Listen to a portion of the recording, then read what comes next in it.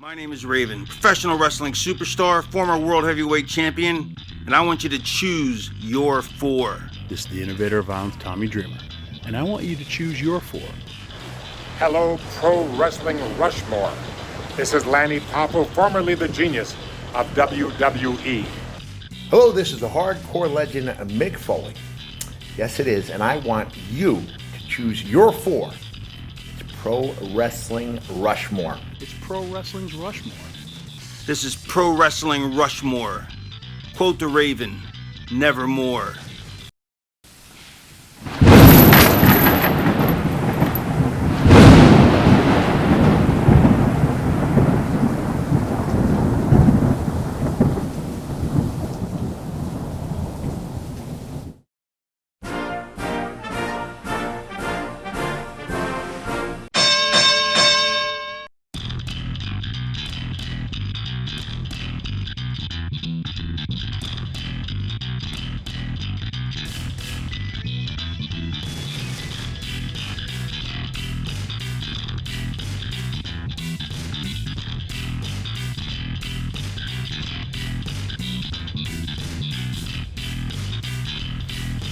Hello, humanoids!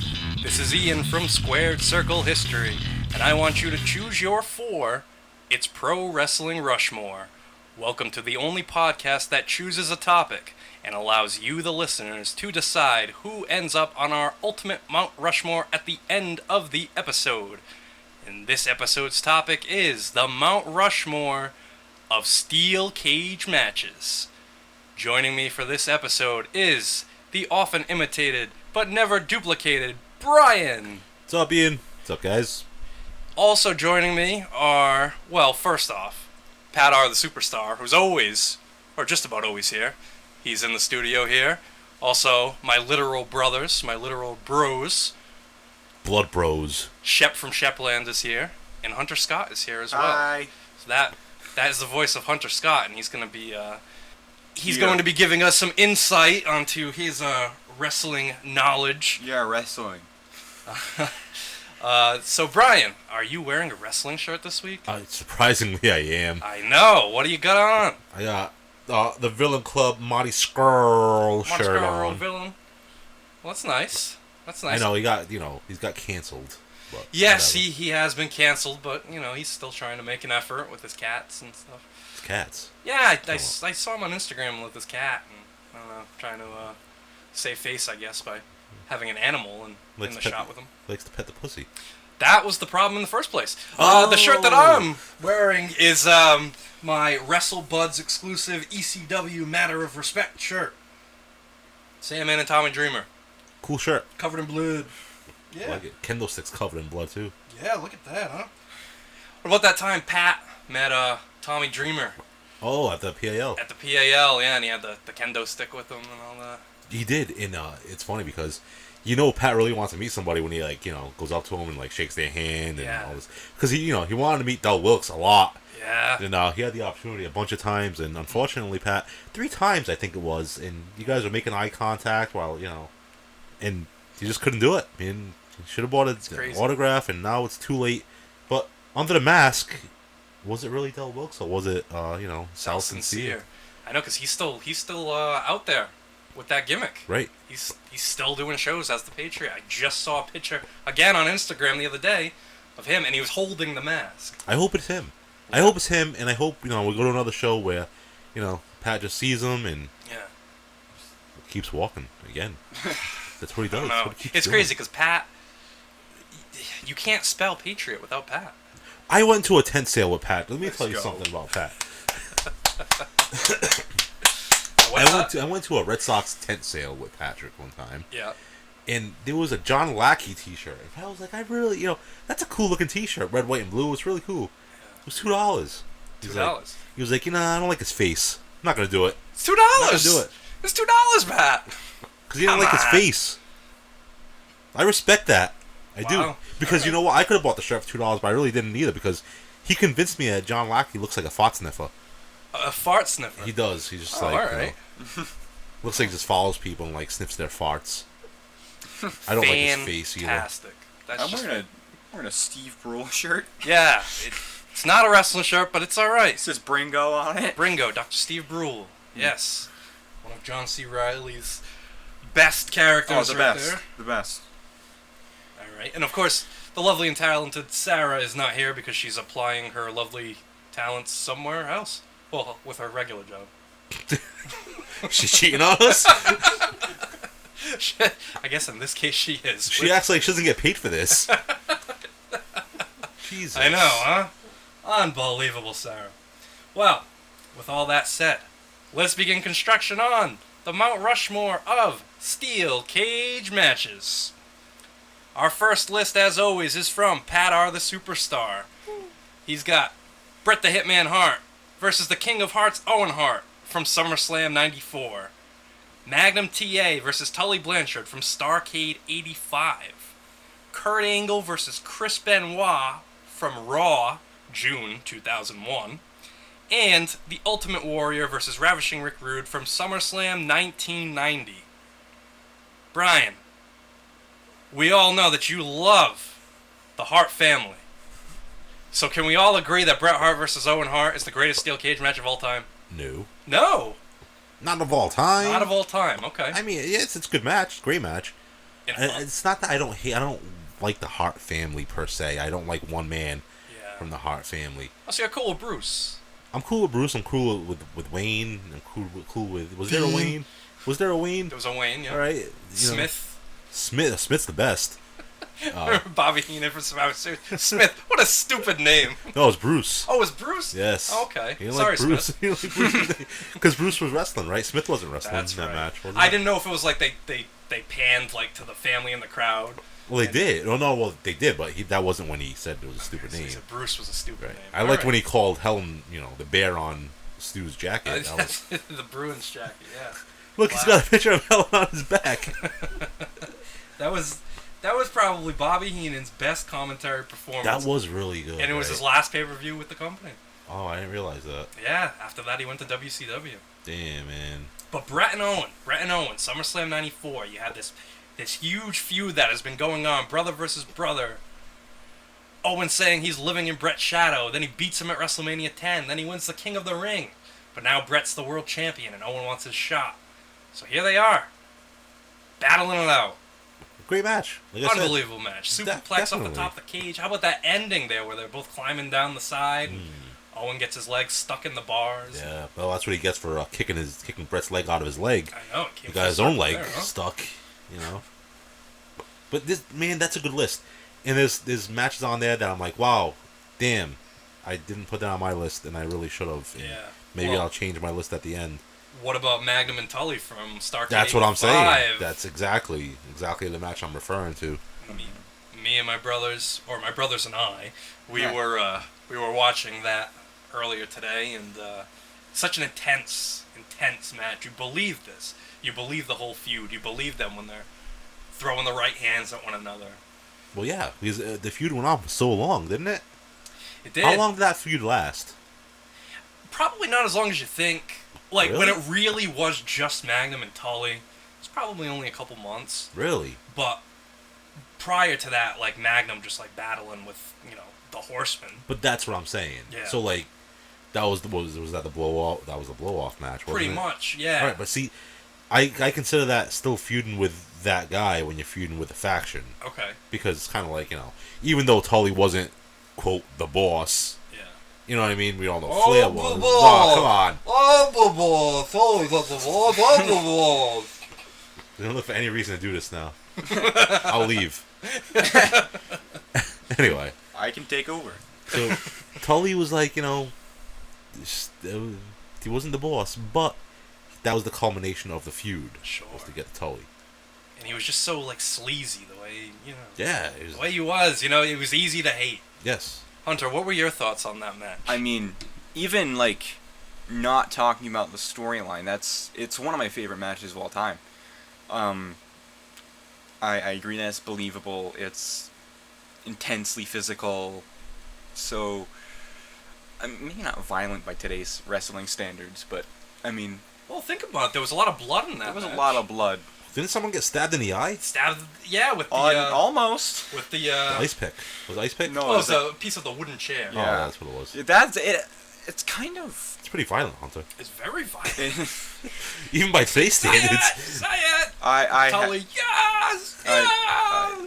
I have high standards for violence. High standards for violence. But that's a lot of... American History X. He must have loved that FMW documentary on Vice. Like, that match has a lot of the stuff that I look for in a wrestling match. The believability, the physicality. You know, it doesn't feel too, overly choreographed. It's like a good physical wrestling match. Two rough, rugged horses battling it out. Slobber knocker. And that's another thing that I think we should discuss, like, a steel cage match. Is that the ultimate gimmick match right there? A steel cage match, be all end all. You have a bitter feud that you need to settle. Lock them inside a cage. It used to be. It used to be. I mean, now, what's a cage? Now you still have people coming down, interfering, and all that. And even Hell in a Cell, they tried to make Hell in a Cell the new match, new match that settle feuds. But then when you start having disqualifications inside Hell in a Cell, the very first Hell in a Cell, Kane took down the door. He did. So it's he did. What yes. the hell, man? Yes, so. You just ruined the whole gimmick right there. But it was still pretty awesome. That was. It was great. That's got to be Kane. That's got to be Kane. But you ruined your own gimmick, though, right? Yeah. If you think about it, like why not? All right, so have like someone come down from the ceiling, Hell in a Cell, like Kane come down, and just like stomp out the top of the cage. You know, have him come through the door and just rip the door off the hinges. Yeah, all right, you're strong, big strong man. You know what I mean? But like, come on. Anyway, what's next? I hear you. Not the next and list, another thing that we need to mention is that this is the Mount Rushmore of steel cage matches. It's not the Mount Rushmore of Hell in a Cell or Elimination Chamber or triple cages or exploding cage matches. No, we're talking about 4 walls. 4 walls. In some cases, 6 walls, but we'll get to that. Oh no! Someone put that. A few. Hunter, did you put that? All right, thank God. Hunter, I mean Shepard. Yeah. Hunter. So the next one on Pat R's list here, we've got Kurt Angle and Chris Benoit. Do you remember that one, Brian? I do, but the only thing I remember from that one is the moonsault off the cage, which I think that's the reason it's on the list, right? What about the swan dive headbutt off the top by Benoit? I don't remember it. I mean, you have two of the greatest technical wrestlers of all time put into an environment that they're really not used to, but they delivered that episode of Raw. It wasn't even on a pay-per-view. It was Raw. Yeah. The memory isn't what it used to be. That I do remember that moonsault. It was awesome. Well, may I suggest you take the time to go back and watch that match at some point, because it's phenomenal. Sure. What was the date on that? Sometime in June. Oh, that's great. That's June 2001. Yeah, it was on on Raw. Raw. That helps. I pick like. Well, you got 4 options here. Well, that's fine, but you gave me June, sometime in June. Like, all right. Well, okay, June 2001. Perfect. Raw. All right. Before King of the Ring, because Benoit was feuding with Austin going into King of the Ring. I'll make sure I go home after this and put that on. Right. I know you won't, but I appreciate you humoring me. And the last match that Pat R mentions, The Ultimate Warrior and Ravishing Rick Rude, SummerSlam 1990. I like that match because I like the 2 participants in the match. Yeah. I mean, I don't love the Warrior, but the Warrior and Rude were like, there was something about those two together that worked. Yeah. In my opinion, anyway. Yeah, Rude was one of the few that could really pull like a really good match out of the Warrior. And Rude was like an asshole, wasn't he? Oh yeah, Rude would beat him up backstage if Warrior screwed up. What I'd like to have right now is for you to not screw up in our match. Warrior's like, why are you hitting me? Why? This is supposed to be a work. Ravishing Rick Rude. Anyway. All right. Next, we have a list from Danny Love. He gives us CM Punk versus Raven from ROH Beating the Odds. Kurt Angle versus Mr. Anderson from TNA Lockdown 2010. Kurt Angle versus Chris Benoit from the June 11th, 2001 Raw. Okay. Okay. And America's Most Wanted versus Triple X from Turning Point 2004. Who? You've never seen that match? Who's Triple X? Come on. Triple X. It was a faction in TNA. It was Christopher Daniels, Elix Skipper, and Low Key. But by this point... Oh, is that the one where Elix Skipper, like, he walked the cage up top? Does a tightrope walk across the top of the cage. Right. I remember that. The Hurricane off the top. I Hell mean, of a moment. That's fine, hell of a moment. But for all the steel cage matches that are out there, you're going to put 2 TNA matches on your list? Yeah, we also have, Kurt Angle and Mr. Anderson, where Kurt Angle, he hits that moonsault again off the top, but, like, he doesn't get the complete rotation, and he kind of goes sideways, so he's coming crashing down, and it hurts inside on Anderson's head. Okay. But he puts his wrist down, and I think he breaks his wrist when he lands. Terrible. Well, gotta give the guy a break. I've seen better steel cage matches between 2 3-legged dogs in a dog kennel. Oh, boy. Well, you know what's crazy? The first recorded steel cage match, it was actually in the 30s, and the cage was made out of chicken wire. Oh. And it took place in Atlanta. 1937, Jack Bloomfield and Count Rossi. Who? Exactly. Paulo Rossi? Isn't he the wine guy? No, not that one. This is Count Rossi. He's Calamari?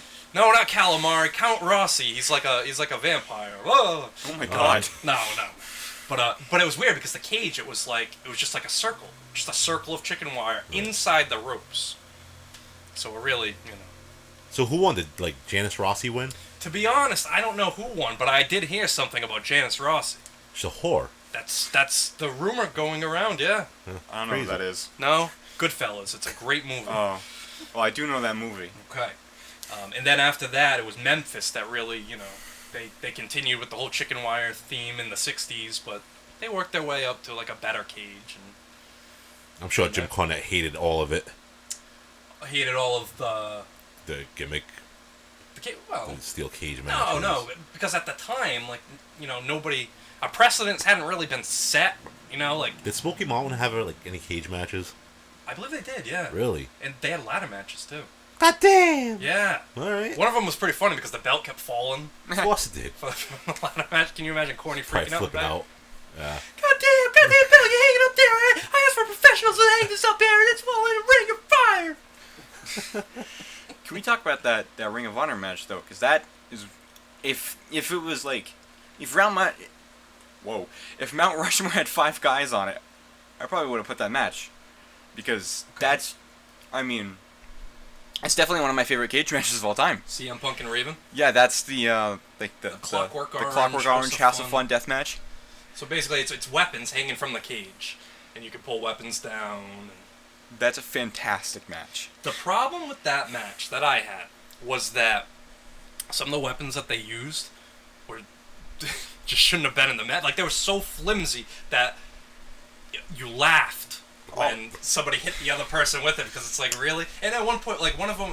That's part of the appeal of the match. Yeah, like, Punk hits, like, Raven, like a plastic tray that you get at, like, Taco Bell. And Raven picks it up and hits himself with it. Like, what, are you kidding me? Oh, that's about rules. But, yeah, like aluminum pans you get at Job Lot. Yeah, stuff like that. It's like, oh, alright. And then in the end, the lights go out and Punk ties Raven to this giant red X in the middle of the ring. And lights flash back on. And, there's Raven. He's on the straight edge X. What a punk. What a punk. Punk ass. I also like that the cage match CM Punk out with Jimmy Rave in Ring of Honor. That was another great Ring of Honor cage match. You are right. Is that one of the Backseat Boys? No. Sounds like it. No. Johnny Jimmy Cashmere and Trent Acid. Who's Jimmy Rave? Jimmy Rave. Like, be a third Backseat Boy. I mean... He unfortunately, he had one of his arms amputated. Jimmy Rave? Jimmy Rave, yeah. Damn. From Was he on Facebook asking people for money and shit? Who, me? No. Jimmy Rave. Jimmy Rave? Yeah, probably. You can't play that think he Guitar was. Hero controller anymore. Yeah? Yeah, that's true. That's true. What? He can't what? I think it was in TNA. In TNA, yep. He had that gimmick where he had the Guitar Hero controller. Oh, with what's his face? Lance Archer. Yeah. All right, I know Jimmy And Rave Christy is Hemme. now. Yeah. Third Backseat Boy. Well, I mean, if you say so. So moving along here, we have Mike the Wolverine. He gives us Hulk Hogan versus the Big Boss Man from Saturday Night's Main Event in 1989. The Ultimate Warrior versus Ravishing Rick Rude from SummerSlam 1990. Okay. Kurt Angle and Chris Benoit again, June 11th Raw. And from the third Cotton Bowl show put on by World Class Championship Wrestling in 1986, Bruiser Brody versus Abdullah the Butcher. Never seen it. Never seen it.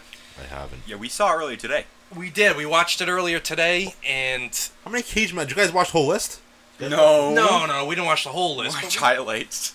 We did. We watched highlights. Jesus. Yep. And that match, I don't know. It's not great. Yeah, it doesn't really hold up all these years later. Good workers. Bruiser Brody has had far, far better matches. And of Definitely. course, Abdullah the Butcher is He's violence Abdullah personified. Yeah, it's just, he's Abdullah. He even goes at it with Fritz von Erich inside the cage there. And they're battling over a fork. Of course they are. Yeah. He was hungry. Yeah. He was. He was very hungry. And what about Hulk Hogan and Big Boss Man, Saturday Night's Main Event? No. The debut of Zeus. No.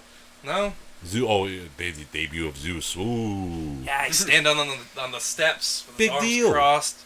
Boss The Man's guy waiting sucked in as the a ring. worker. Yeah, I mean, yeah, like all respect for Tiny Lister, but that's not a good match. No, it's not at all. I know a better Saturday Night Main Event steel cage match. Well, we're gonna get to it.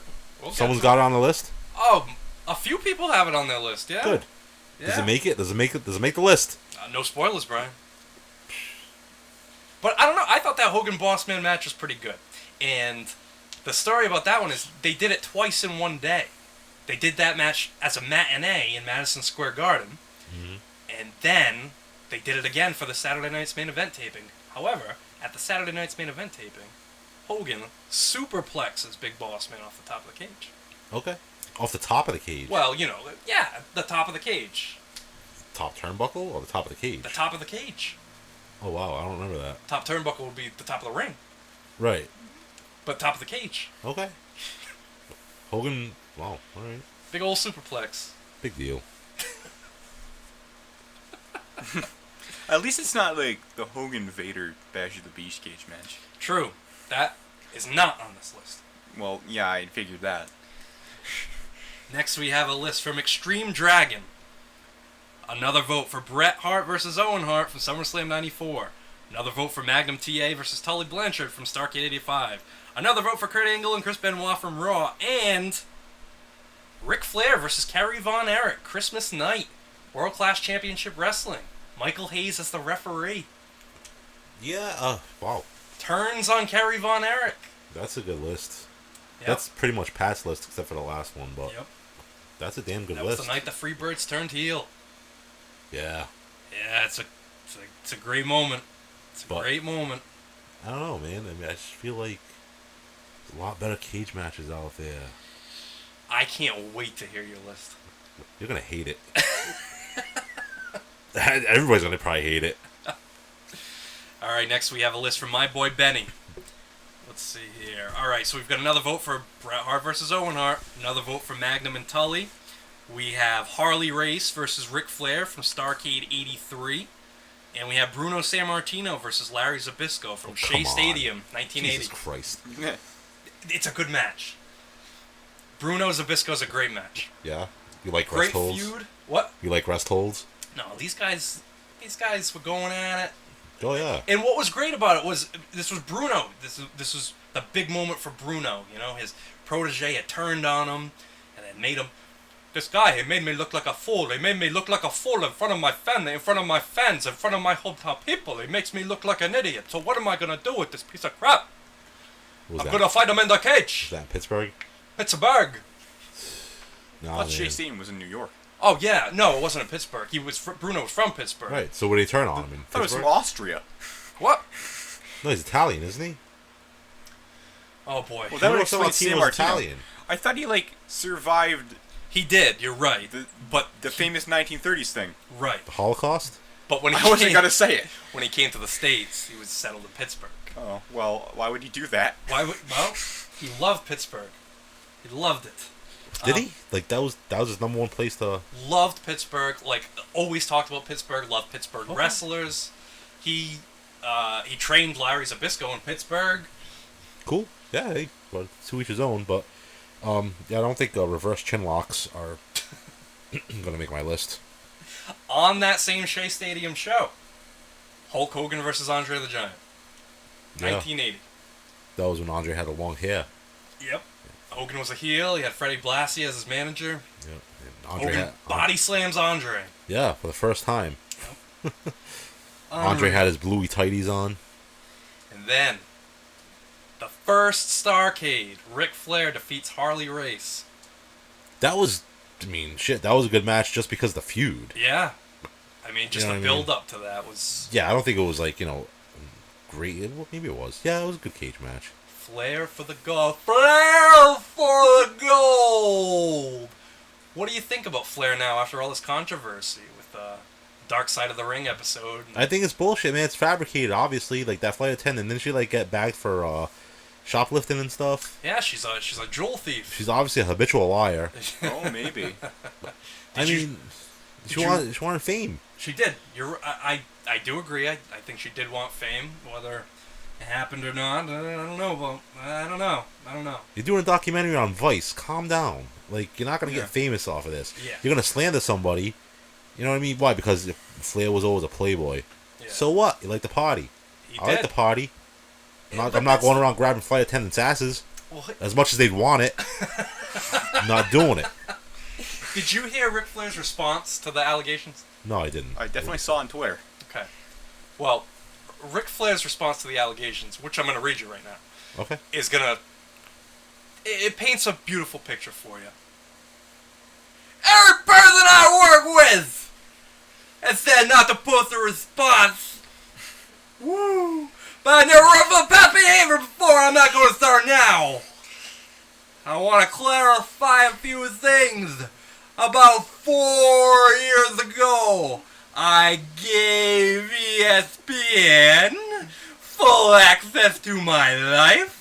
For a 30 special, they covered taxes, financial issues, adultery, divorces, the passing of my child, and drinking a party in LA. Rory Kopf, desperate to matter for another 15 minutes, did an interview about it this morning. When Rory's lips are moving, he's typically lying. But one part of what he said was the God's honest truth. I never heard they forced someone to touch his genitals. Kopf admitted. Everything that Rick that was constructed as negative, I tried to address in the 30. Woo! For 30. His drinking, his philandering, his adultery, his money problems. There's quite a bit, but never, at least in the people I spoke to, no one ever brought up that he would force himself on somebody. I allow my personal life and the lives of my wife, my children, to be turned upside down for one reason. Whether it's bad or good, even in the really bad, the truth has to matter. Even in wrestling!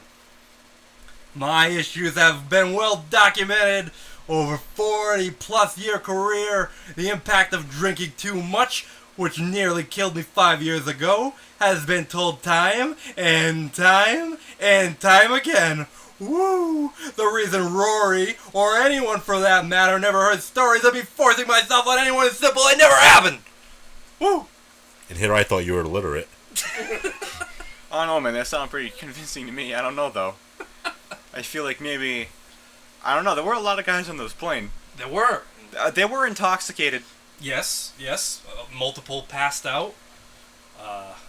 So, we just don't know. We just don't know, and maybe we might never know. But, geez, I don't even know.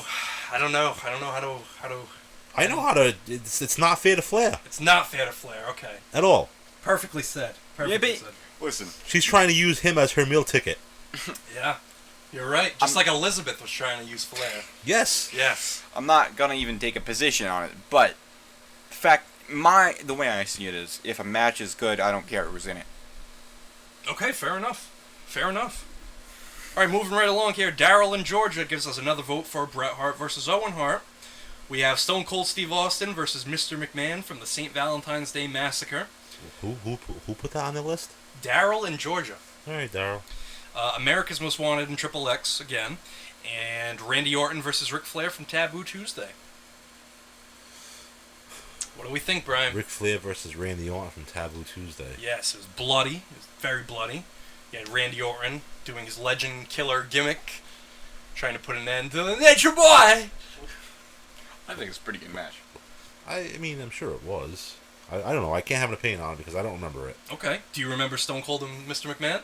Yeah, of course I do. That's when Paul White Made his showed debut.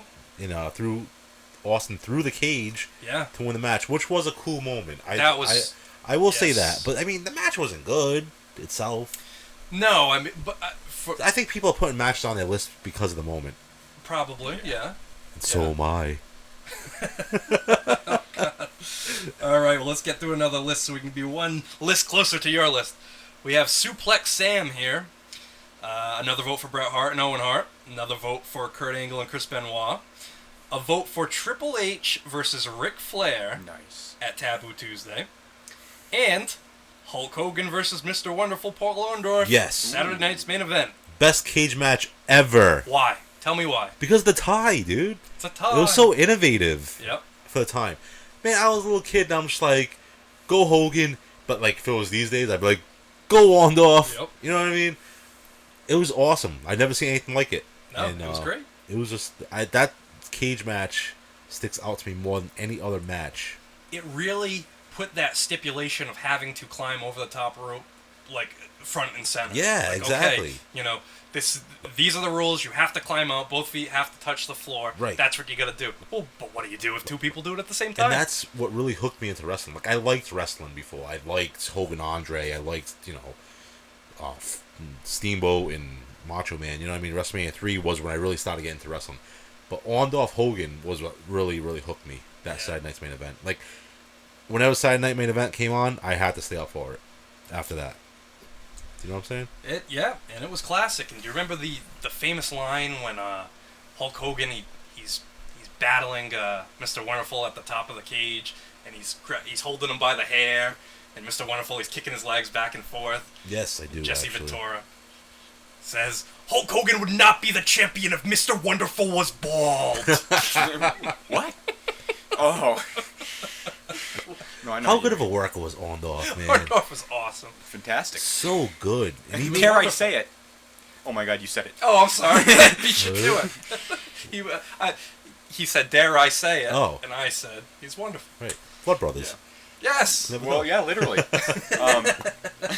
Would you have gone to a Saturday night's main event and hijacked? You would have booed Hogan, or is that because of certain other attributes about Hulk Hogan? Oh, what, like now? Yeah. Depends on who he's working. Like, I love Hogan because that was my childhood hero. Right. You know what I mean? But his actions, I mean, I wouldn't boo him for his actions. People do and say things that they regret all the time. Nobody's perfect. Nobody's perfect, Nobody, man. not even Kurt Hennig. No, I don't know, Ian. He said he was. That was his name. I mean, yeah. I mean, again, it doesn't matter. Like, if it's a good match, it's a good match. Yeah, exactly. Yes, again. Right. A wrestling how about- character. Why are is we not a talking wrestler. about why are we talking about Hogan right now and the shit he's done, and talking about Flair the shit he's done, but we haven't talked about Chris Benoit, who's been on like multiple lists. That's a really sensitive good subject. Point. That's a very. But good I'm just point. saying though, Yeah. like it's the truth. Oh, Hogan said this, Flair did this. He grabbed someone's ass. Oh no, God forbid. Freaking Benoit killed two people, including himself. Hey, Yep. well, That is true. I mean, here's an idea. Okay. What if Flair has CTE and it made him grab someone's ass? I'm not saying that's true. Then that would have to be. I don't know. I don't know if the world is ready for scientific evidence of what the. Scientific sexual assault. Well, no. I mean, like, all the trauma that your brain goes through. I don't think like the average person would be able to sympathize with that person. Like, oh, okay, this person got hit over the head with a steel chair over the course of 15 years. 300 times. Right. You know what I mean? Think of all that damage to your brain. They said that his brain was like that of an 80-year-old. Can you imagine if Yeah. they did prove that? It was like, CTE causes sexual assaults.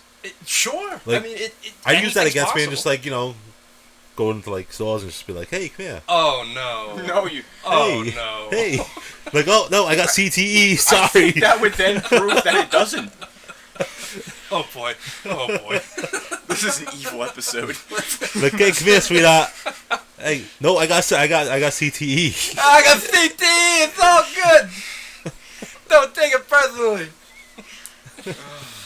Triple H and Ric Flair, Taboo Tuesday. I love Don't that match. remember it. Yeah, bloody, like bloody Yeah. for WWE standards. Why don't you two discuss it and refresh my memory? I am passionate about that match. Tell us about it. Tell us. It's beautiful. And you know, what did you tell me about it that you thought was really cool about it? What, the nut squeezing part? Definitely not, but you might as well just explain what you're talking about. Who squeezed now. whose nuts? who squeezed whose nuts? I don't remember. I think, yeah, Triple was- H. No, Ric Flair. No, Ric Flair got his nut squeezed by Triple H. Oh, I thought it was the other way around. No. Oh. Well, they both have CTE, so that explains it. Listen, I remember this match very vividly. This match is one of the greatest. I mean, like what I said, it's just some random match. Wasn't the main event. It was for a secondary title That's on a what I secondary pay-per-view. That's what I wanted you to say. That it was for the Intercontinental title. Really? Yeah. Yeah, and and they still put on It's one of my favorite matches of all time. It's a really good match. It's a random match. It's obviously Ric Flair far past his prime, but still putting up a great fight here. And Triple H just, Grabbing his nuts. yeah, it's the CTE. Yep. This is evil. Ball breaker. Like I have Like, why are you breaking my balls? Oh boy. CTE aside. This podcast took a turn real fast. Hey, you were saying you're the before one, this. you're the one who said Sanity- you had CTE grabbing people. No, Hunter's the one who said, "What if CTE causes sexual assault?" I didn't say it did. I was just said, going with it. What if I said, what if it does? I didn't say it did. And I said it'd be great if it did because I just go around grab people's asses saying I had CTE. Well, I hope we don't hear this thing replayed in court for us sometime soon. This podcast episode is going to come back to haunt me. I'm going to have some explaining to do in 5 years. Yeah, he's gonna be running for like town council or something like that. Au contraire, Mr. Mellopavin. As far as I'm concerned, I didn't do anything wrong. I posited a question. I want to know what I did wrong. All right. No, I forgot what I was going to say. All right. It was probably something about like Ric Flair or something, or like no, it was something about like how that match, like it's like the Magnum Tully match, like it's very violent. It was very violent, but it had a feel-good ending. Yeah, it's beautiful violence. Why, they hug and kiss? Yeah, they No, made Ric out. Flair won. Oh, he did. Yeah, He escaped the cage and and got the Intercontinental belt. I wonder how he felt about having the Intercontinental title. He probably hated it. It's like, this stupid title was beneath him. I don't know if that was the same year or the year before that he won the tag team titles with Roddy Piper. Oh, I think that was the same year. Same year? Yeah. Wow. Did they win it or drop it to the Spirit Squad? Because I think it's definitely one of those two. Nikki! Mikey! Kenny! To be honest, I'm not sure. I don't know. But, we're going to read our next list. It's from Wrestle War.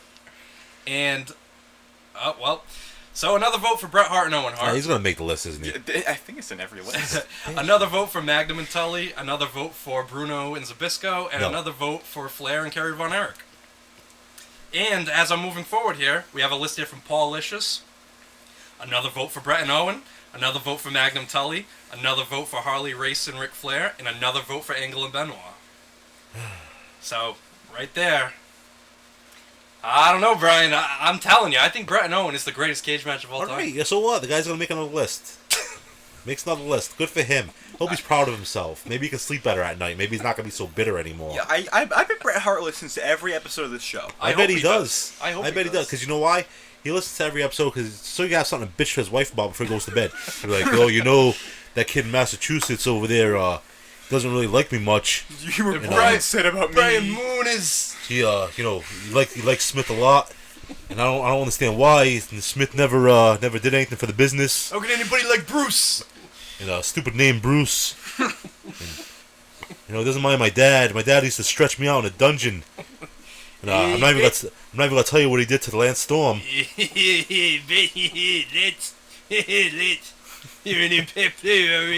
So yeah, he probably listens. He's probably got this. It's probably like one of his favorites on freaking podcast. Do you think he On listens Apple. to it before he prepares to be the genie in the Aladdin stage play? He's What? In that? He's in that play. Like, He's the currently? genie. Yeah. Currently? Wow, I He does a didn't know play that. where he plays the genie in That's Aladdin. Great. Which is topical because did you see The Miz on Monday on Dancing with the Stars? Yeah, That I was saw not great. That was creepy. That was scary. Yeah. Very creepy. Did you see it, Pat? Yeah. Nobody heard him, but he said I did. Well, if the genie's a miserable prick, then they picked the perfect guy for it. Yeah? I thought the genie was very happy, you know, like Robin Williams upbeat. Dude, Well, Bret I mean- Hart is not a happy person. No, Robin that's Williams why. behind the scenes. Well, okay. You think he's happy behind the scenes? Well, he's not. No, anything that's right my now. point. Oh. Yeah, no. Very unfortunate. Our- Makes me sad. Our next list is from Scorpion87. He gives us another vote for Hulk Hogan and Mr. Wonderful Paul Orndorff. Yes, I like this man. Another vote for Bret Hart versus Owen Hart. Nope. Another vote for Magnum and Tully. And our first vote for Don Morocco versus Superfly Jimmy Snuka. That's the one I was talking about. Oh, yeah. Yep. So, when I said, I have something on there for the moment, that's Yeah. fine. It's for the Yeah. moment. It is. I mean, but that was up to that point. Well, actually, the Vince McMahon that we know, Vince Jr. Right. That was one of his first big feuds once he took over Right. from his father, and it was intense. I mean, Jimmy Snuka, everybody loved Jimmy Snuka at the time, just like super athletic, high flyer, and Don Morocco is just this beach bum, arrogant, awesome. Awesome, man. He was Awesome. awesome, right? Good Don wrestling. Morocco is incredible. Have you heard his podcast? No, I didn't know he had man. one. Yeah, the Don Morocco podcast. Well, that's You're not very gonna good. like it because his co-host is British. I thought you were going to say it was Dude. Bret Hart. No. Yeah, his co-host is British. So. What if it was Bret Hart doing a British accent? Oh, That'd that's be the even epitome of worse. evil. Can you imagine? Kidding. Ah, So- you know. I can't even do a Canadian doing a British accent. I appreciate that match a lot more because I'm not gonna. Alright, so I'm not trying to toot my own horn, but I've taken the Superfly splash from Snuka. You have. I've I'm taken finally happy you finally admitted it on this show. Whatever. I don't want to toot my own horn. I never really did. You know what I mean? But toot, whatever. So Arn Anderson over there. I've taken the Superfly splash, and you don't realize how high he actually is until you're laying on the canvas and you're looking up and you're like, What was he on? oh shit. What do you mean? What was he on? You said he was so high. No, he wasn't a druggie. Well, he probably was a druggie, but I don't think he was on drugs. I'm saying he was high up on a turnbuckle. You know what I mean? Oh, I gotcha. Yeah, no, he wasn't high at all. I thought like the Superfly was token up in the back or something. Oh, he probably was. Yeah. Not with me. I mean, It's like, hey, brother. we did. Brother, where's the good THC, brother? No, but I'll tell you this though, right? Before the match, we were like outside, and I didn't wrestle. I was managing the guy that wrestled him. like I Manage! said. Anyway, so we're outside, and he's telling me how to take the splash, and we're having a cigarette and stuff. And coolest guy, whatever. He might have killed somebody. I don't know. It's not for me to say. Yes or no. Either way, he was very cool with me. Until you do me wrong, you're cool in my book. You know what I mean? Just don't try to murder me. Anyway. He got up and he's like, do half a sit-up. That way you absorb the blow. He's like, I'll land on my forearms and my knees. Man, he was up there and it's scary as shit. He did the I love you sign. Yeah. And came off. That wasn't meant for you. It's extremely high. Could have been. It might have been. It was extremely high. And to do it off a 15-foot cage, like, Yeah. you know what I mean? I can imagine what Morocco was thinking. Yeah. Well, what I love about that match is that Snuka just beats Morocco to a bloody pulp. Like, Morocco is bleeding probably more than he has in his career. And the match ends with Snuka giving a jumping headbutt to Morocco, and because of the force of that headbutt, it sends Morocco flying backwards. He goes crashing through the door and tumbles to the floor, and he's the winner. He retains his title. That's awesome. But the fans gotta go home happy. Hogan must pose, not quite yet, but Superfly hits the splash, yes. Yeah, So he definitely. throws man. Morocco back in, climbs to the top of the cage. Mick Foley's in the crowd, giving the I love you sign, and Snuka gives the big leap. So think about that. You have a phenomenal ending, like very original ending Yep. to a cage match, to a bloody brawl. Yeah. And then, all right, the heel retains, but then you get that great iconic moment at Yep. the end. Imagine being at that show. Yeah, and they still show that moment at the beginning of all the time, every WWE show. All the time. That is that will stand the test of it has stood the test of time. It's great stuff. Great stuff. All right, now we have a list here from Mikey from the Streets. We've got another vote for Bret Hart versus Owen Hart. Naturally. We got another vote for Magnum versus Tully. We got another vote for Ric Flair versus Kerry Von Erich. And we have another vote for Don Morocco and Jimmy Snuka. Yeah. I'm interested in who's going to make it at the end here. I mean, I already know one of them, obviously. Oh, you don't say. Yeah, the Bret Hart owner. We have a list here from Mr. X. So we have another vote for Hulk Hogan versus Big Boss Man from Saturday Night's Main Event. We have another vote for Hulk Hogan versus Mr. Wonderful Paul Orndorff. Yay. Another vote for Bret and Owen. And the Dudley Boys versus the Hardy Boys from Survivor Series 2001. Okay. The WWF tag team titles are on the line, and the WCW tag team titles are on the line. They're unifying the belts. I think it's neat. You think it's neat? Hunter thinks it's neat. What do you think, Brian? Pretty neato. Pretty neato. No, anytime, like I said it before, you put the Hardy Boys against the Dudleys, you're going to get a great match. You put the Hardy Boys against Edge and Christian, you're going to get a great match. You put the Dudley Boys against Edge and Christian, you're going to get a great match. Any of those teams in any combination, whether it's a three-way or one-on-one, it's gonna be phenomenal, no matter what. And in the end, the Dudleys were victorious in that.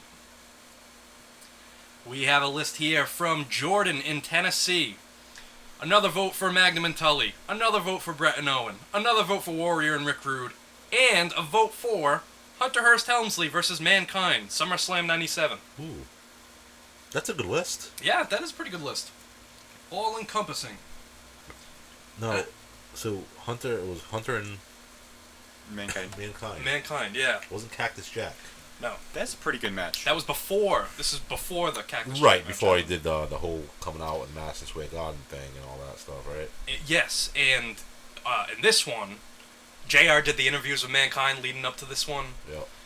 So now everybody, loves Mankind. We have a reason to love him now. Right. I honestly remember that more than the match. You remember that more than the match? Well, Yeah? I wasn't alive for that, but I've seen it on DVD. Yeah. You weren't. Well, sorry, what? I wasn't alive. For what? That match? Well, yeah, I was born in 2002. Jesus Christ.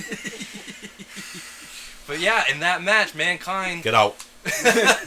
Mankind climbs to the top of the cage, he rips his shirt, does the I love you sign like Snuka. Right. But instead of doing a splash, he drops an elbow onto Hunter Hearst Helmsley. Loves that elbow. Loves that elbow. Yep. And then he's lying, because he climbs over the top to get to the floor, He's lying on the floor, and the Dude Love music plays instead of the Mankind music. And he starts tapping his foot, and then he gets to his feet and he's dancing, so he leaves the ring as Dude Love. Right. The many faces of Foley. Man, been more of them. How about all these moments, though? Like, just the moments that we remember. I think, here's a question for you. What matters more, the match or the moment? Man, for me, it's the moment. It's got to be the moment, because that stands the test of time. Exactly. You remember that specific thing. Right. Like, I don't remember that match, but I do remember him tapping his foot and leaving as Dude Love and all that, For example, the elbow. You've got Randy Savage and Ricky Steamboat. Yeah. Our fans told us that was the greatest wrestling match of all time based on the votes. Okay? But is there a moment in that match where you're like, oh god, this is the greatest moment in wrestling? It's more so the match. The match. No, there isn't. You're right.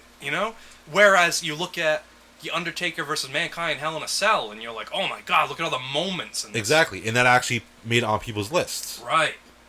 Not a great match. No, but it's by a any spectacle. Means. It's right, memorable. exactly. It's, I think wrestling needs a combination of those. Like, I value a good match because it's a good match. Okay, yep. But it is important, especially when you're doing live shows like that, to have huge spectacle moments like that Hell in a Cell moment, and like...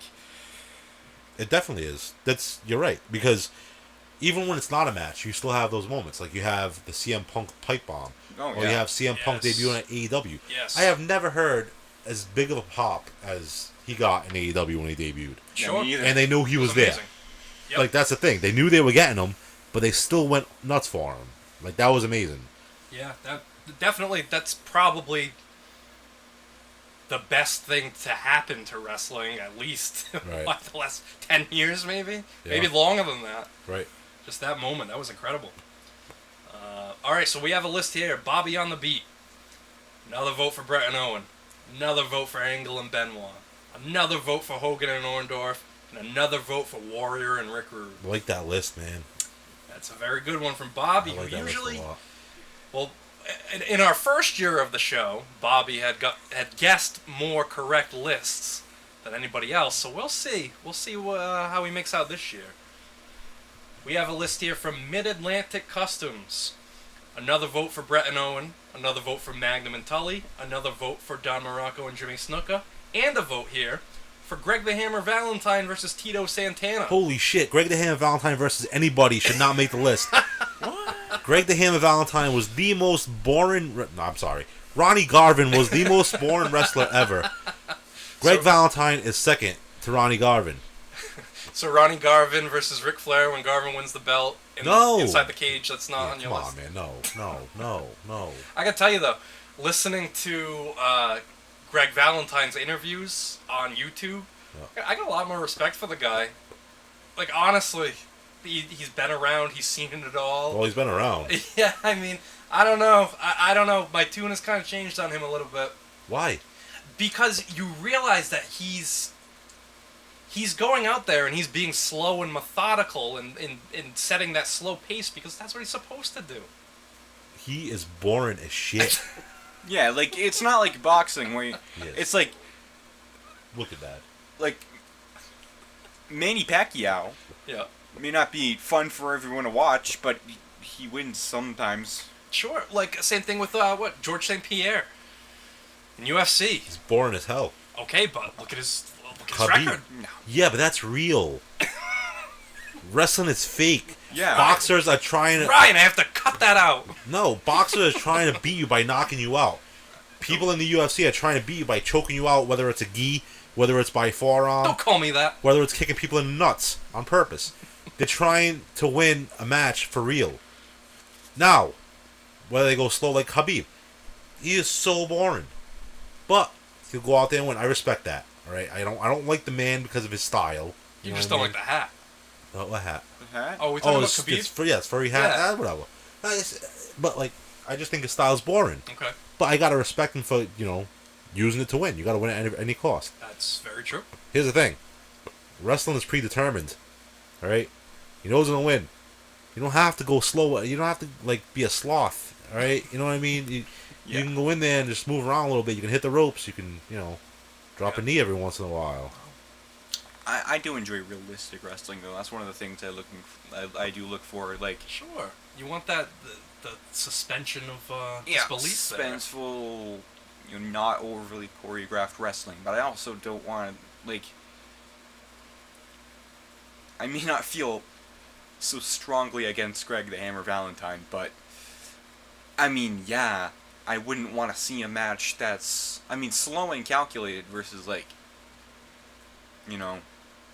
fancy and flippy. I gotta take the flippy shit, Yeah, you like that? Okay. Well, Hunter. it may not be my favorite style, but hey, at least it's not like watching two turtles, You say you were born in 2002. Yeah. I dare you to watch Greg the Hammer Valentine versus Ronnie Garvin. And Did they have a match? Oh, they had a feud. Yeah. Oh my god. Oh yes, they had And a I feud. dare you to stay awake for it. And I'll tell you what, if you don't, I'm going to put toothpicks in your eyes. And I'm going to keep your eyes open. That might have to be some bonus content for you too. Yeah. Hunter watches Greg the Hammer Valentine versus Ron Garvin. Yeah, I could do a reaction video of it, and you can start Sure. Patreon. We could, yeah, that's a great idea. That is a great idea. Oh, we're just gonna show Hunter the worst of wrestling. Oh, I've this is seen a it. lot. No, I've seen it. No, you obviously haven't because you haven't seen Greg the Hammer versus Ronnie Garvin. Have you seen Psycho Circus versus Los Villanos? Psycho Circus. Who's Psycho Circus? Do you remember all those clips on Botchamania of that one AAA show? Yes, I do. Yeah, and we sat here and we just cracked up laughing because it was all in the same match.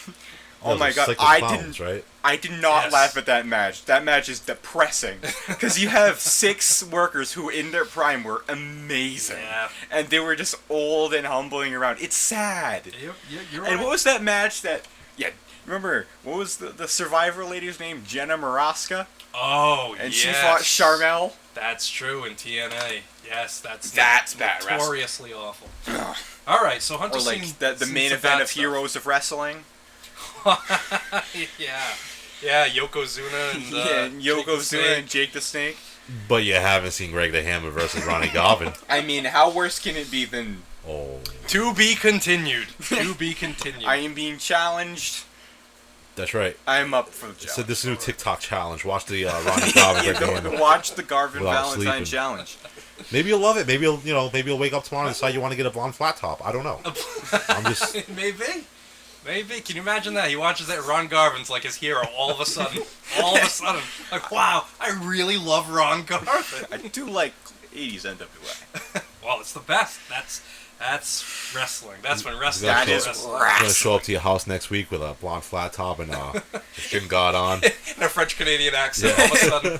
Hey, brother, what are we doing today? We recording another podcast up there. We have a list here from Wrestler R18. Another vote for Don Morocco versus Superfly Jimmy Snuka. Now, here's 3 that nobody else mentioned. Oh boy. We have Tommy Rich versus Buzz Sawyer. The Last Battle of Atlanta, October 23rd, 1983. Georgia Championship Wrestling.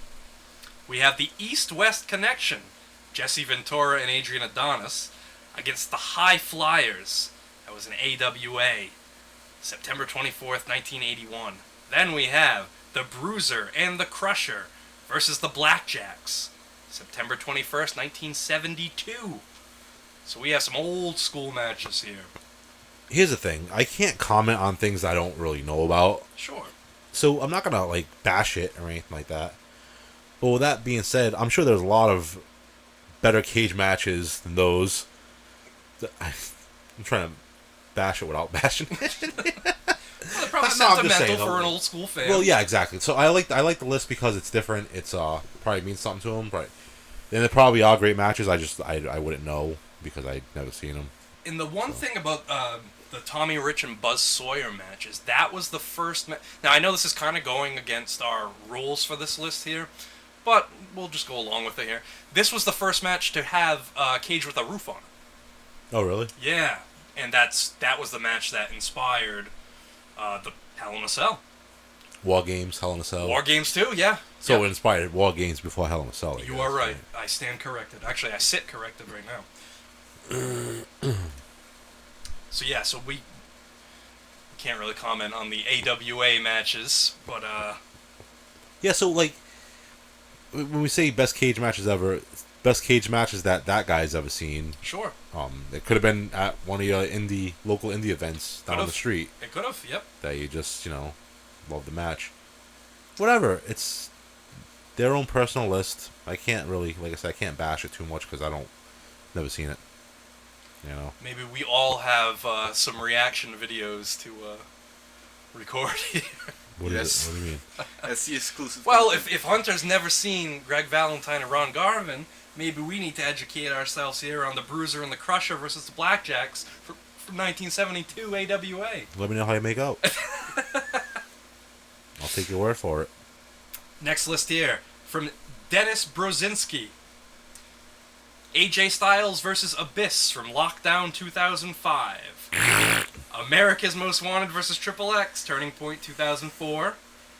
Edge versus Matt Hardy, Unforgiven 2005.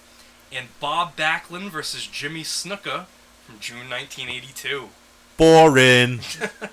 Well, let's start with AJ and Abyss. Not bad. Yeah, the match starts outside the cage. They brawl all around the arena, then into the cage. They break out thumbtacks. AJ hits a modified Styles Clash on Abyss onto the thumbtacks. You're not feeling it, huh? I know, not really. I don't like. See, I'm contradicting myself because I'm like, yeah, you can't bash what you haven't seen and all that. I'm not a TNA fan at all. Hey, you know what we all found out today, and this probably means nothing to you because you just said you're not a TNA fan, but there was actually a match in TNA between Mick Foley and Abyss. Oh yeah, when? 2010. 2010. Yeah. Was it like a pay-per-view? It was on a pay-per-view. Yeah. That's awesome. I mean, yeah, I've never seen it. I figured out about it today. So, because there were a lot of people at the time that were comparing Abyss to Mankind and For Kane. obvious reasons. I even had a friend that called them Mankane. Mankane. Mankane. Okay. That's what we called him. So yeah, Abyss. Abyss, who now works backstage for WWE. Does. Call wrestlers by your own names for them is a pretty alpha dog move, I think. Yeah. Yeah. I respect that. How about the Edge and Matt Hardy cage match? Isn't that the one that ended early? Like, didn't Matt Hardy get hurt or something? I don't. No, that might have been a regular match. No, I don't think it was this I'm one. thinking about the first match Hardy came back against Okay, Edge. that was when- SummerSlam. Yeah. That was the month before. Okay. Yes. But this one's more intense, more bloody. I'm sure it's all. Lita gets I'm sure involved. it was awful.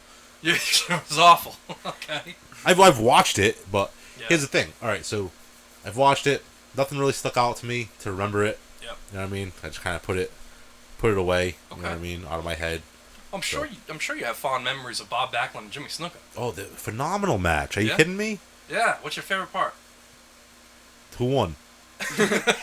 Bob Backlund. When the bell rang, that was my favorite part. Well, in this one, Jimmy Snuka was actually the heel, and he climbs to the top of the cage and goes to hit the Superfly Splash, but Backlund moves. Stupid Backlund. Yep. So we have two more lists here. We have one from Shep from Shepland, who I think is getting very tired over there on the couch. We've got Edge and Matt Hardy. We have Jeff Hardy versus Kurt Angle, TNA Lockdown 2012. We have another vote for Bret Hart and Owen Hart. And we have Aleister Black versus Johnny Gargano, December 19th, 2018. So, all right, again, no. I don't know, man. That Matt Hardy match, like I said, doesn't do it for me.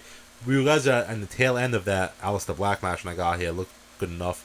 I'm sure I've seen it, but I just don't remember it.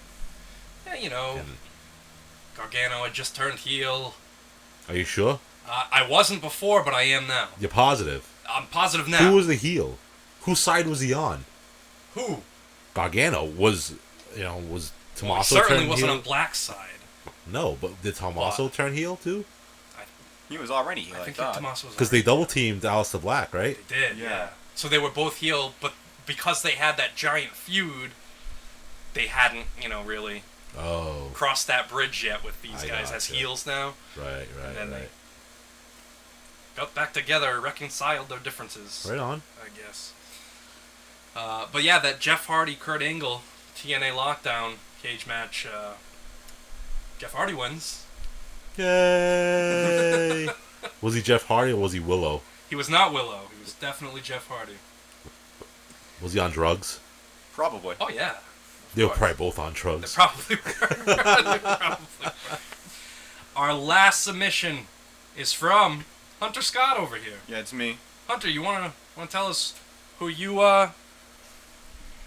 put Yeah. on your list? My list has, in chronological order, Jimmy Snuka versus Don Morocco at Madison Square Garden in 1983. Magnum TA versus Tully Blanchard at Starrcade in 1985. Bret Hart versus Owen Hart at SummerSlam 1994. And Ric Flair versus Triple H at Taboo Tuesday 2005. All right, awesome. And you've told us that Flair Triple H match, Taboo Tuesday, that's one of your Awesome. favorite matches. You've already told us Magnum and Tully, one of your favorite matches. What was it about Snuka and Morocco? Was it the moment? Yeah, the spot. Yep, I like- the spot. Okay. I liked Don Morocco for a bit. I'm sure it was good, but I remember it for that moment. Okay. All right. So now, Brian, I'm dying to hear what your list is. All right, I'm gonna tell you. So, I thought you were leaning in to listen intently. Obviously, Hogan and Orndorff Yep. is top of my list. I think it's the best cage match ever, if not the best match ever, Okay. for obvious reasons, which I told you before. Yes. I'm not gonna get into it again. I don't want to bore you. Number 2, it's gonna be Tully and Magnum. You sure? I'm getting a brain fart here, man. It's been a long day. It's been a long day. Well, That's two. here's the thing, right? Here's the thing. I'm surprised no one put this on their list. Yeah. I really, really liked it, and I'm shocked. I think you're gonna be shocked about it because I usually hate this shit, but Lucha Brothers versus the Bucks I knew it. at that AEW pay-per-view Yep. was phenomenal. What was that? A couple months ago. I think Yeah, that I was don't last month. Last What month. was it? What was the name of the pay-per-view? Anybody know? All Out. All Out. Yeah, All that's Out. right. Yeah, and it was September. That's right. Yeah. Man, that was just brutal. You had everything. You had high spots. You had brutality. You had just everything you could want in a cage match, right? I Yeah. think anyway. Okay. My last one, Owen versus Bret. Would you look at that? Whatever. Would you look at that? Well, I'm a realist. Right? we have a similar list here. I have Bret and Owen. I have Magnum and Tully. I have Hogan and Orndorff, and I have Morocco and Snuka. Yeah. Yeah. But we gotta find out what is on our Mount Rushmore. Here's the thing. I took that Morocco and Snooker off my list just now. Now? For that Tully and... Oh boy. I did. Because they were on my list. Yeah. But... Yeah. It was. I'm thinking about it and I'm listening to the list. Yeah. And it was either going to be the Lucha Brothers off the list or it was going to be the Snooker and Morocco match. And that's the one that got the axe. Yeah. Wow. Dude, Tully and friggin' Magnum, man. You can't leave that off your list. I don't think you can either. No. Like that and Bret vs. Owen. Those are quintessential. Those have to be on there. All right, well, let's get to the results here. All right. So, we're going to go back. We're going to work backwards here. So, the matches with 2 votes each. Ric Flair and Triple H, Taboo Tuesday 2005. Edge and Matt Hardy, Unforgiven 2005. Hulk Hogan and the Big Boss Man, Saturday night's main event. Bruno Sammartino versus Larry Zbyszko. Harley Race versus Ric Flair, Starrcade 83. We have 2 matches here with 3 votes each. That's America's Most Wanted versus Triple X from Turning Point 2004, and Ric Flair versus Kerry Von Erich. We have 2 matches here with 4 votes apiece. The Ultimate Warrior versus Ravishing Rick Rude from SummerSlam 90, and Hulk Hogan versus Mr. Wonderful Paul Orndorff from Saturday Night's Main Event. So that did not make the Mount Rushmore, Brian. But the 4 matches that did make the Mount Rushmore. Bullshit. With 5 votes, Don Morocco versus Jimmy Snuka. With 7 votes, Kurt Angle versus Chris Benoit from the June 11th, 2001 Raw. With 10 votes, Magnum TA versus Tully Blanchard from Starrcade 85. And the big winner with 15 votes, Bret Hart versus Owen Hart. Was that SummerSlam 94. It was almost unanimous. Oh my god, almost. Almost. We had 19 submissions this week, so only 4 lists did not have Bret versus Owen. That's kind of crazy to me. Crazy. So it's almost unanimous that the Hart brothers put on the best cage match. Yeah, I mean, all in all, what can I say other than I didn't laugh at any of that mean stuff. Don't get mad at me. You laugh at what? He said he didn't laugh at any of the mean stuff. No, it's not mean. It's just, It's an observation, right? that's an observation. And I was merely theorizing scientifically. I'm a scientist. I appreciate it because I hope that comes to fruition. You gave me hope. If anything. So the next time we do this, are we doing this again? I don't know, man. Well, if we do this again, I might be in jail for sexual harassment. Jesus Christ. if we do this again, we're gonna do the Mount Rushmore of hardcore wrestlers. I'm hardcore. I'm hardcore. My eye. My eye, Ian. My leg! Yeah, you make a touch on another. I'm a structure in the basement. Stu Hart is not going to be on the hardcore wrestler list. You think Stu Hart at CTE? Well, he might. You might. No, it's a serious disease. It's not good. I sure hope I would that never joke I'm about that. on the Mount Rushmore of hardcore wrestlers. Well, yeah, of course. It's gonna be no. Who's that guy with that stupid FMW thing? Atushi Onita? Tushi Onita? Atushi Onita. Bless you. Oh, this is going to be a great episode. And I cannot wait for you to tell everybody. It's gonna suck. You know why it's gonna Why suck? is I'm it gonna gonna tell you. Okay. Shut up and I'll tell you. It's because I'm not gonna know anybody on this list. All right. Yeah. People already think I don't know wrestling, which they're probably right. I mean, a lot of the shit I remember, and like I can name you the card from like WrestleManias 1 through 14. Sure. After 14, I can't name you a damn thing. All right. I don't know who this Toshi Onita is. I don't know who's Mr. Pogo and friggin' whoever else in Japan. Wing Kanamura. I'm sorry? We should do a round mushroom. We're going to do a round of mushrooms and record I should render myself that way in that state because I'm gonna be that way anyway. I'm not gonna have a clue what you guys are talking We about. should do a Mount Rushmore of Joshi You'd wrestlers. be like, oh, Joshi, remember? maybe someday. Oh, the hardcore wrestler, Mr. Pogo, when he had that freaking tarantula bite him in the balls. He had the freaking those piranhas. Oh, Mitsuharu Matsunaga. I'm sorry. Matsunaga, that's the one who had the piranhas biting him. Like why? It's Japan, What man. about the Crypt Keeper? Stupid. No, In it's Leatherface. Dumb. Not in Leatherface. Corporal Kirshner over there freaking having hardcore matches. But you got to think about the extent of hardcore wrestling. Yeah, I Terry think Funk, it's pretty stupid. I am thinking about it. Mick Foley, Abdullah the Butcher, Bruiser Brody. All these people could possibly be on the list. Hayabusa. I think it's gonna be hard for me. No, dude, I've watched like one Bruiser Brody match in my life. Well, you're missing out. Yeah. I'm sure I am. And it was the one where he shot Lex Luger because I just want to see Lex Luger get scared. Hey, that was a cage match. It was a cage match. But like... Bruiser Brody just didn't feel like working that night. You just wanted to see Lex Luger get scared. I did. I heard about it and I was like, alright, I'm going to put some. Luger's trying to work with him and go, wow! Whoa! Wow! Hey, you know what's Crash awesome? Bandicoot. Braun Breaker's awesome. Braun Breaker is very good. Ha! He's got a great future. What an episode!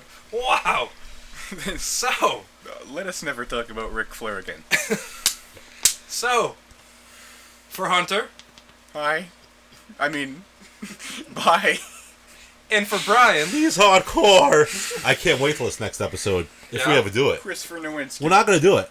you don't think we're going to do it? I doubt it. Well, the only way people can find out is if they go on YouTube and search Squared Circle History, or they can go on Instagram and search squared.circle.history, or they can go on Facebook and search for Pro Wrestling Rushmore. You're not doing Square Circle History.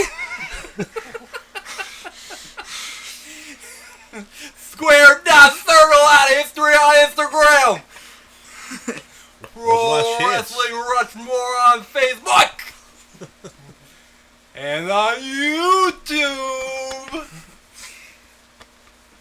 This is Ian saying... Wait, no. Yeah. Before you go, watch Magnum Tully, watch the Norm McDonald Pokemon skit, and I've recently started a podcast. It's not wrestling, but it's on Apple Podcasts and Podbean.com now. It's called Supper Planet. Oh, that's news to me. It's a comedy podcast. Okay, I'll check Completely it out. Supper improvised. Planet? Yeah, Supper Planet. It's me, two of my friends from high school. Oh, that's awesome. I had no idea. Well, this is excellent. Yeah. Excellent news. Check out Hunter's podcast, Supper Planet. Apparently available everywhere on the planet. No, only on Apple Podcasts and Okay. Podbean.com. Or Only the on Podbean Apple app. Podcast in the Podbean app. Anything else to add, Brian? No, that's it. Okay. Well, then this is Ian saying good night.